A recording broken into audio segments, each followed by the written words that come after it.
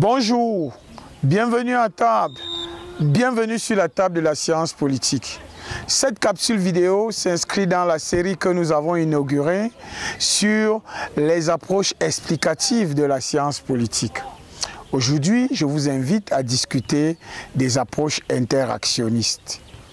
L'interactionnisme est un courant sociologique qui s'est développé aux États-Unis dans les années 60. On dit que cette théorie est issue de l'école de Chicago, car elle est une émanation d'un courant de pensée sociologique américain apparu au début du XXe siècle dans le département de sociologie de l'Université de Chicago. Avec des auteurs tels que George Mead, Herbert Blumer, l'école de Chicago envisage le rapport entre individu et société en tant que processus. L'interactionnisme naît en réaction contre le fonctionnalisme qui dominait alors la scène sociologique américaine. Qu'est-ce au juste que l'interactionnisme ?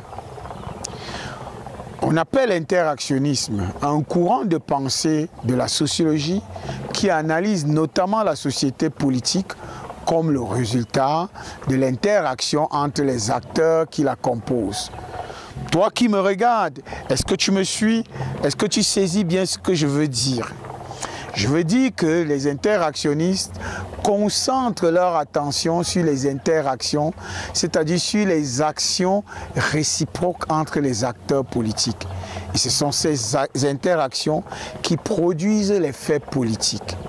Les auteurs interactionnistes ne conçoivent pas la société politique comme une totalité supérieure aux individus, mais comme le produit constamment redéfini des multiples compositions entre des relations interindividuelles. Du coup, l'interactionnisme tend à s'opposer à l'holisme qui part du tout social.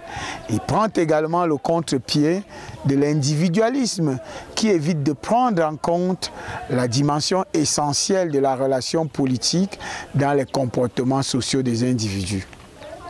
On distingue donc deux grands courants interactionnistes. Il s'agit de l'interactionnisme stratégique et de l'interactionnisme symbolique.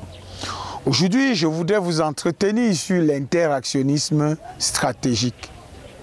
Cet interactionnisme a pour point central l'étude des motivations des acteurs dans les interactions sociales et en cela, ce courant se rapproche de l'individualisme méthodologique dont on a eu à parler dans l'une de nos vidéos ici.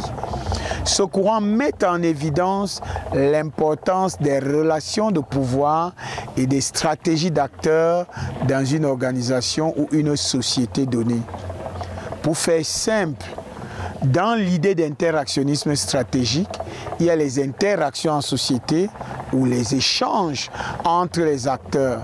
Mais ces échanges sont guidés par la stratégie mobilisée par chacun des acteurs pour parvenir à ses fins. Prenons l'exemple désormais connu dans cette série de vidéos, celui du grand dialogue national convoqué par le président de la République pour trouver des solutions concertées à la crise anglophone et à bien d'autres problèmes majeurs auxquels le Cameroun est confronté. Comment expliquer la tenue de ce grand forum national?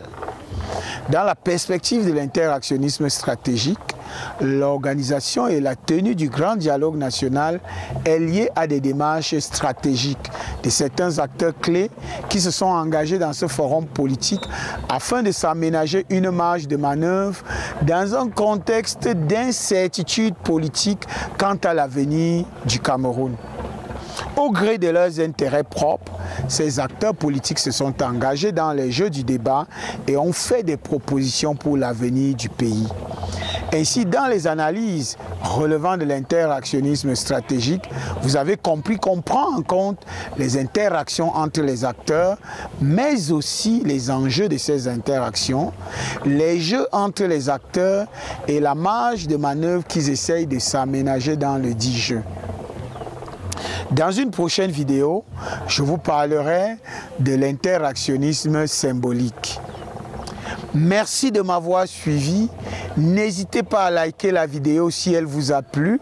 Invitez vos amis à s'abonner à ma chaîne.